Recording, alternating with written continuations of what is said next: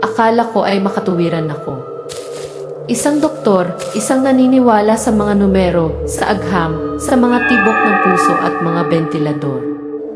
Ngunit ang Laguna binago ng lugar na iyon ang lahat. Nawalan ako ng asawa. Nawala ang pananampalataya ko. At halos nawala ang kaluluwa ko. Ang kwentong sasabihin ko ay hindi para sa mga mahina ang loob. Nagsimula ito sa isang tila simpleng pagtatalo sa pagitan ng mag-asawa. Ngunit nang mawala ang aking kapareha sa ambon ng isang malayong nayon, nagsumikap akong hanapin ito. Hindi ko alam itinapon ko ang aking sarili sa kaharian ng dyablo.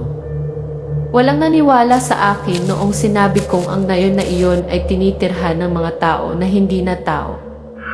Sila ay nanirahan sa piling natin, kumain tulad natin, tumawa tulad natin.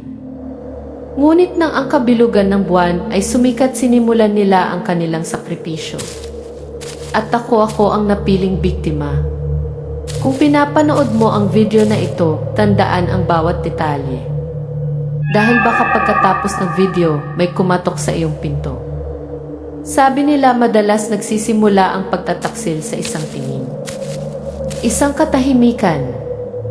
Isang maayos na kasinungalingan. Hindi ko nalaman na niloloko ako ni Rick mula sa kakaibang pabango o sa mga lihim na text message. Pero sa paraan ng paghinto niya sa pagtingin sa mga mata ko sa tuwing sinasabi niya, I love you. Si Diana, isang 35 taong gulang, matalas, makatuwirang babaeng doktor, ay nakaupo sa hapagkainan na may dalawang malamig na pagkain. Sa mesa ay isang maliit na cake, ang mga kandila ng kaarawan ay hindi nakasindi. Tumunog ang telepono, isang text message mula kay Rick, Sorry, I'm stuck at the provincial hospital, postponed again. Pagsasalaysay, third birthday in a row. Mag-isa. Malamig na kanin, kandila ang patay, at ang upuan sa tapat ko ay wala pa ring laman.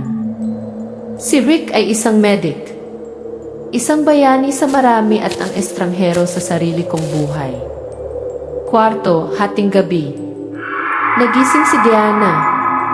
Palihim niyang binuksan ang lumang telepono ni Rick na nasa aparador pa rin ng mga aklat. Ang lumang text message ay lumitaw. Sana tayo pa rin kahit sa ibang buhay. Laguna parehong lugar. Nagdilim ang mga mata ni Diana. Binaba niya ang tawag. Malamig ang gabi. Pagsasalaysay. Ayokong maniwala ngunit ang puso ko ay hindi mananatiling tahimik. Yung lalaking iyon. Laguna.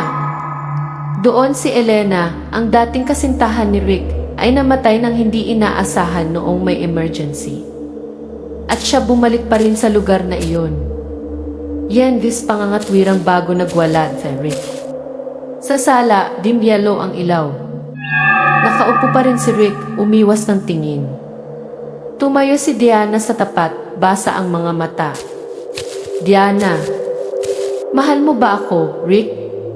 Talaga mahal mo pa ba ako? Rick, busy ka. Alam ko. Diana, sobrang busy kaya nakalimutan mo na ang asawa mo. O busy ka missing ang ex mo. Tumayo si Rick, tumalikod. Hindi isang salita. Padabog na sinara ang pinto. Nilamon ng gabi ang kanyang likod. Iyon ang huling beses na nakita ko si Rick. Umalis siya sa katahimikan. Na para bang ako ay isang estranghero at ikaw isang naglalakad na anino. Makalipas ang isang linggo. Patay ang telepono. Sumagot ang unit na nawawala si Rick habang nasa isang medical mission sa Laguna Mountains. Walang katawan. Walang mensahe. Walang naghahanap sa kanya. Ako lang at ang mga tanong na walang gustong sagutin. Inayos ni Diana ang kanyang mga bag sa backpack, stethoscope, flashlight, notebook, agimat na pulang tela, alaala ng lola ng albularyo. Doktor ako. Hindi ako naniniwala sa multo pero naniniwala ako sa instinct. Kung buhay si Rick, hahanapin kita. At kung may kumuha sa iyo sa akin, titingnan ko ito sa mata.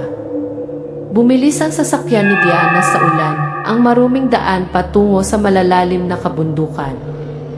Ang lumang karatula sa kalsada ay nakasulat, Laguna Sur, 37 kilometro.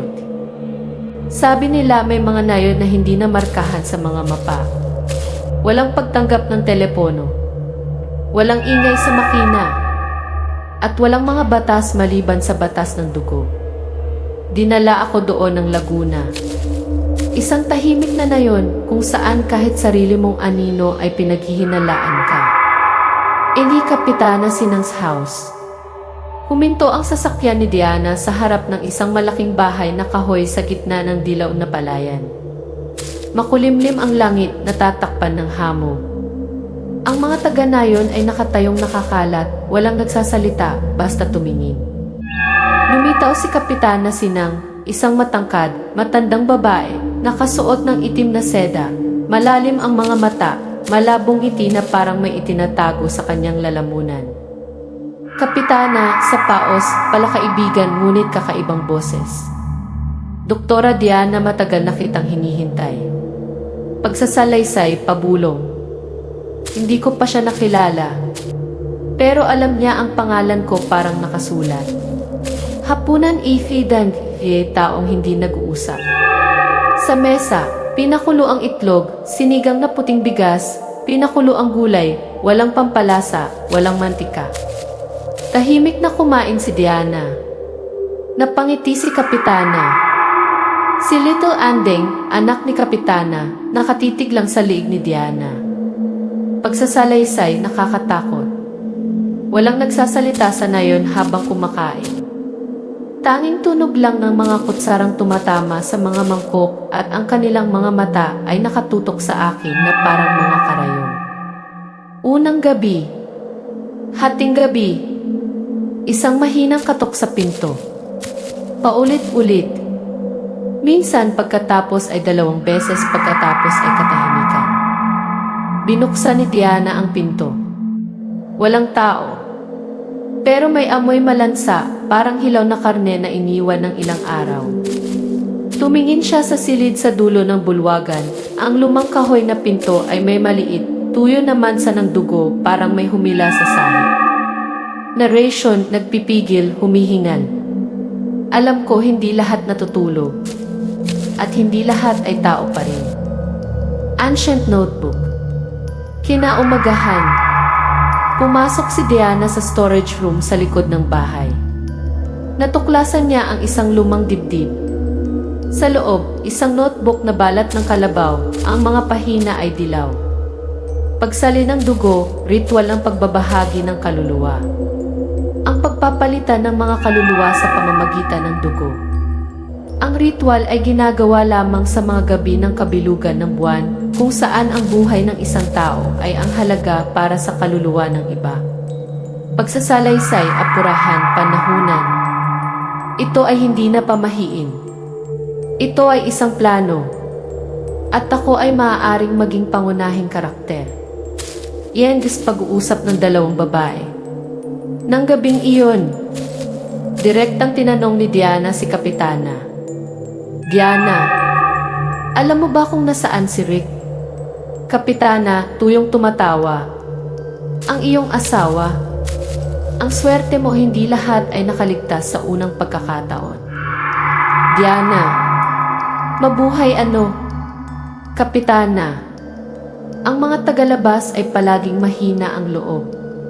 Ngunit kung malakas ka, maiintindihan mo. Bago mag-umaga, malalaman ko kung sinong mga kaluluwa ang karapat-dapat na ingatan.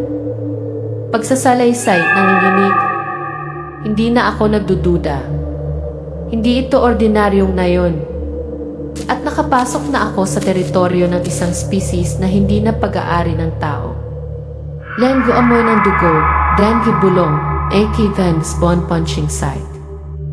Ang ikalawang gabi, isang bulong ang narinig ni Diana.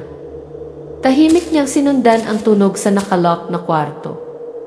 Sumilip siya sa siwang ng pinto. Ang nakita niya ay isang taong nakatali sa isang upuan.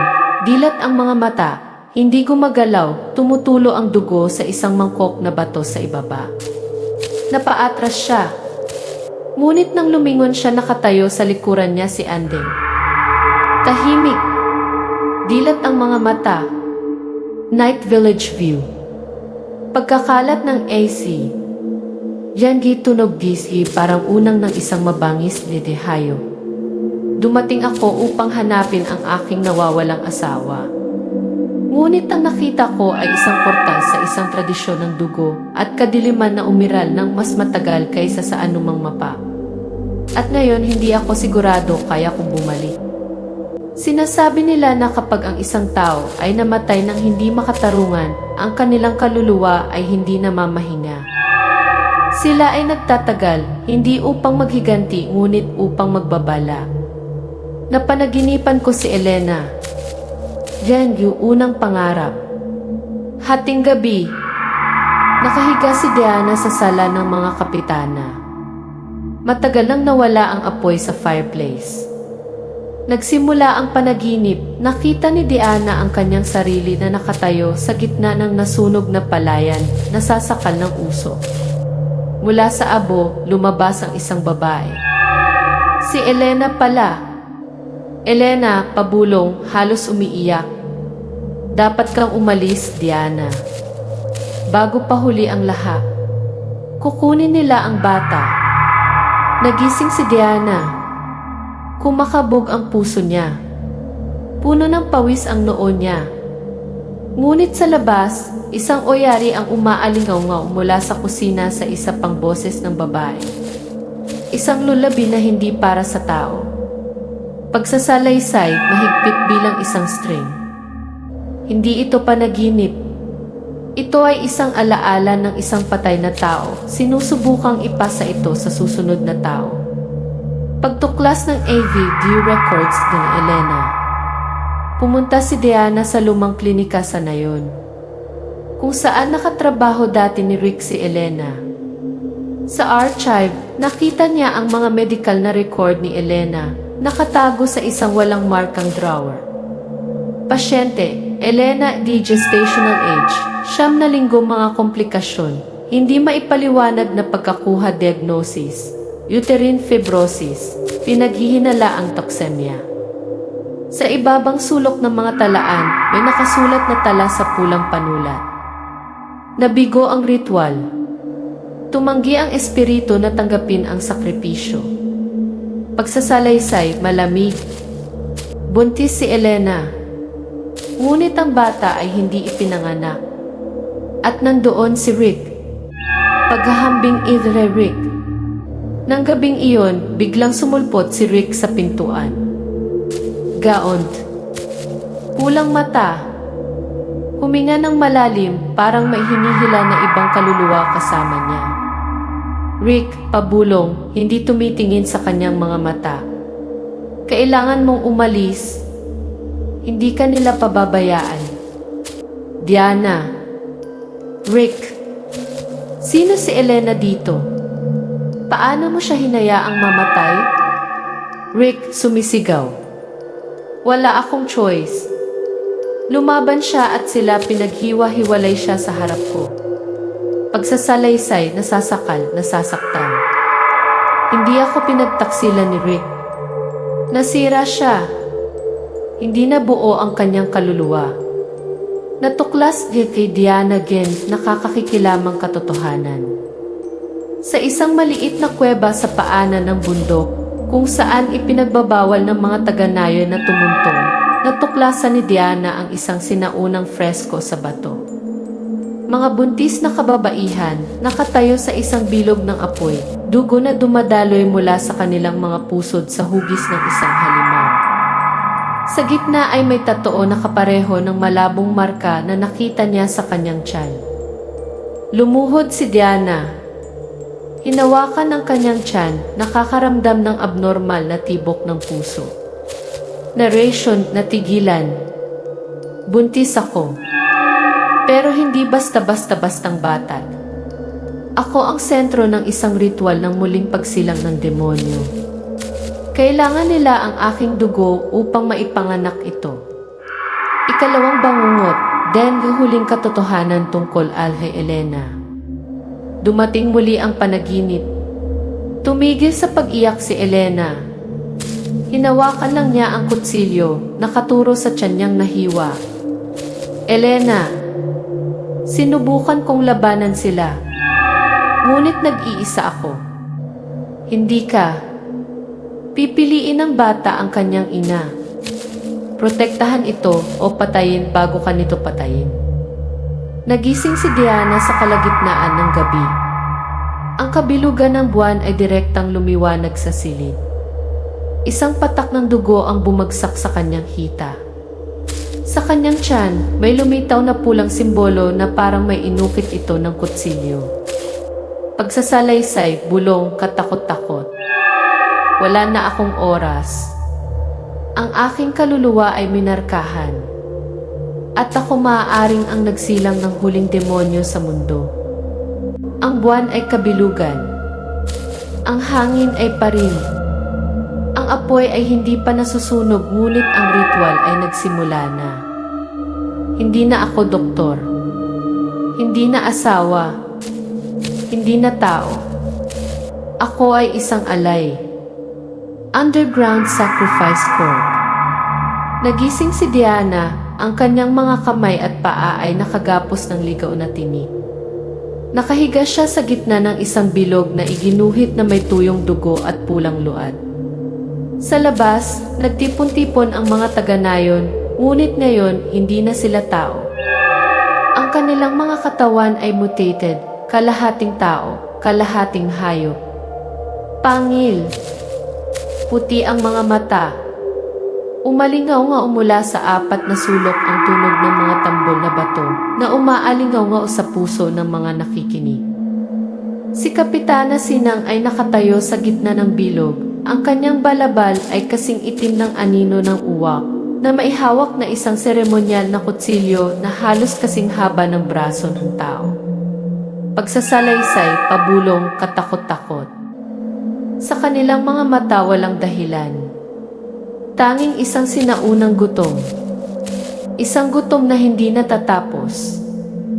Lumitaw si Rick, control. Lumabas si Rick sa dilim. Napunit ang kanyang kamiseta, maihiwa sa kanyang dibdib. Maihawak siyang kutsilyo. Ang kanyang mga mata ay walang kaluluwa na parang kontrolado. Tinuturo ni Kapitana si Diana. Kapitana, kumpletuhin mo ang iyong misyon tulad ng iyong mga ninuno.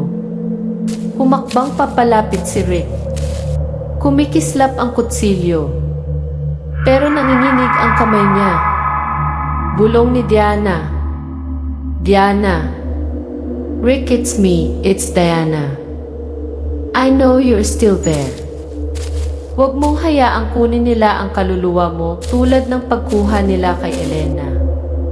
Ang isang luha ay bumagsak mula sa mata ni Rick at ang kutsilyo ay nahulog kasama nito. Sigaw!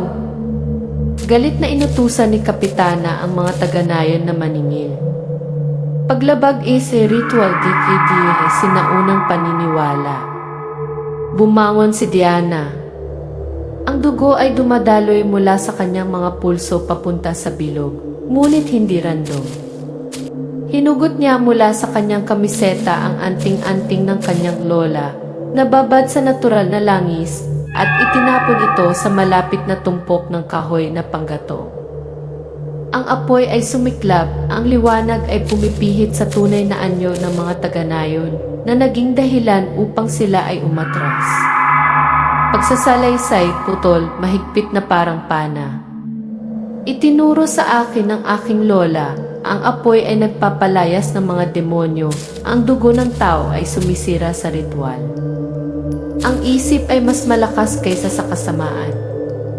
Inilabas ni Diana ang isang garapon ng langis. Pinahiran ito sa kanyang noo, dibdib at tiyan. Isinisigaw niya ang orasyon na nakatala sa sinaunang aklat. Apo, iligtas mo ang anak ko. Ang dugo ko'y sa liwanag, hindi sa kadiliman. O mga ninuno, iligtas mo ang aking anak. Ang aking dugo ay para sa liwanag, hindi para sa kadiliman. Yen's panghuling laban. Si Rick na nagkamalay ay inagaw ang kutsilyo mula sa naniningil na taga-nayon. Nakipaglaban siya na parang isang tao na walang talo. Napasigaw si Kapitana sa sinaunang wika. Ang kanyang katawan ay nagbago, mahabang pangil, pinahabang kuko, puting buhok na nakatayo sa dulo. Isang suntok. Hinampas siya ni Rick sa dibdib. Tumalsik ang dugo. Nilingon niya si Diana, binigyan siya ng huling ngiti. Rick, ikaw mabuhay para sa akin at sa bata. Sinugod ni Rick si Kapitana, niyakap siya ng mahigpit, hinila silang dalawa sa nagniningas na apoy. Pagtatapos ng ritual si isang knife strike. Sumigaw si Diana, ngunit alam niyang hindi niya hahayaang magpatuloy ang ritual ng muling pagsilang. Tumakbo siya pasulong, kinuha ang ritual na kutsilyo, ang pumatay kay Elena. Si Kapitana, kalahating tao, kalahating demonyo, nasusunog ay buhay pa, gumagapang mula sa abo. Bumubulong pa rin ang kanyang bibig. Kapitana, ang bata ang gateway para bumalik tayo. Sumugod si Diana, tinusok ang kutsilyo sa kanyang dibdib. Walang dugo. Tanging kulay abong-abo lamang ang lumipad, humahalo sa hangin. Pagsasalaysay, tahimik na parang abo. Walang hiyawan. Walang grand final. Basta ang katapusan. Tahimik bilang kasamaan na matagal nang nakatago. Diana, buntis, umalis dignayon. Naglakad siya sa kagubatan. Nagsisimula ng lumiwanag ang langit. Sa kanyang kamay, ang sinaunang libro, pinatuyong dugo. Sa kanyang tiyan, ang bata ay buhay pa. Ngunit hindi na natatakot ang kanyang mga mata. Ngunit kalmado at alerto. Pagsasalaysay, kasing lambot ng hindi natapos na sumpa. Nakaligtas ako. Ngunit hindi na ako ang parehong tao. Walang makakahanap sa baryong iyon. Pero kung muling sumisikat ang kabilugan ng buwan, who knows, mawawala ba talaga ang dugo nila sa mundo? Walang sinuman ang talagang babalik mula sa isang labanan na tulad nito. Mga bahagi lamang sa atin, sira, basag, sinusubukang mabuhay. Hindi na ako doktor. Hindi na asawa. Ngayon, ina na lang ako, nagdadala ng sikretong napakalaki para sa napakaliit na mundo. Tumakas. Dinala ni Diana si Ella, ang bagong silang na babae, palabas ng nayon. Sa likuran niya, sinunog ng apoy ang bahay ng Kapitana. Unti-unting humihina ang mga alulong. Ibinaling niya ang kanyang ulo sa huling pagkakataon. Ang mga taga-nayon, sa anyo ng tao, ay lumuhod, umiiyak ng hindi namamalayan na parang nagising mula sa isang panghabang buhay na panaginip. Pagsasalaysay, nasasakal. Hindi nila naaalala o pinipili nilang hindi maalala. Pero alam ko tapos na ang cycle. Tumigil na ang pag-agos ng dugo. Kahit papaano isang henerasyon. Bumalik lungsod. Mataong lungsod. Ang tunog ng busina ng sasakyan. Umiikot ang buhay na parang walang nangyaring trahedya.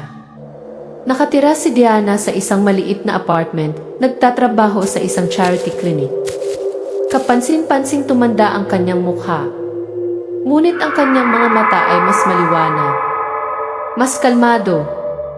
Sa tabi niya, ang maliit na si Ella, mga 2 taong gulang, ay nagsasanay sa pagkukulay.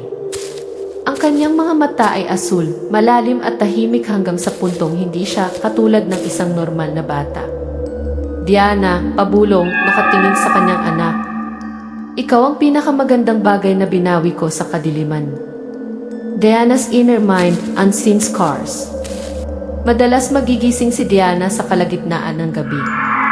Nakarinig siya ng mga katok sa pinto, 3 beses, pantay-pantay, tulad ng unang gabi sa nayon.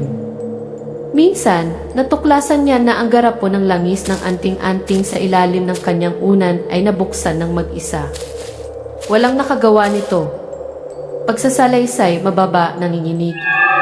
Dala ko ang peklat, hindi lang sa balat ko, kundi sa kaluluwa ko. Isang bahagi ko nananatili sa nayon na iyon. Ella ay hidden full moon. Isang gabing naliliwanagan ng buwan. Inaalog ni Diana ang kanyang sanggol sa pagtulog, nakatingin sa labas ng bintana. Biglang umupo si Ella, naglakad palabas sa balcony. Itinagilid niya ang ulo para tingnan ang buwan. Ang mga mata ni Ella, karaniwang asul, ay kumikinang na medyo siyang tulad ng isang bagay na hindi ganap na dalisay. Diana, pabulong. Ella, napalingon siya. Nakangiti. Ngunit ang ngiti na iyon, hindi ganap na tao. Pagsasalaysay, malambot na parang bulong ng dilim. Akala ko sinira ko na ang sumpa. Akala ko ay isinakripisyo ni Rick ang kanyang sarili para tapusin ang lahati. Ngunit ang kasamaan hindi namamatay. Nakahanap lamang ito ng bagong shell. Isang bagong katawan. At sa pagkakataong ito mukha ng aking anak na babae. Ang kasamaan ay hindi nagmumula sa labas. Ito ay umuusbong sa puso ng mga tila hindi mapigilan. Katapusan ng unang kabanata. May iwasan kaya ni Diana ang panibagong trahedya? O si Ella ba ang perpektong reincarnation na hinihintay ng kapitana? At kung nabigo ang ritual ng isang beses naghihintay ba itong mauli?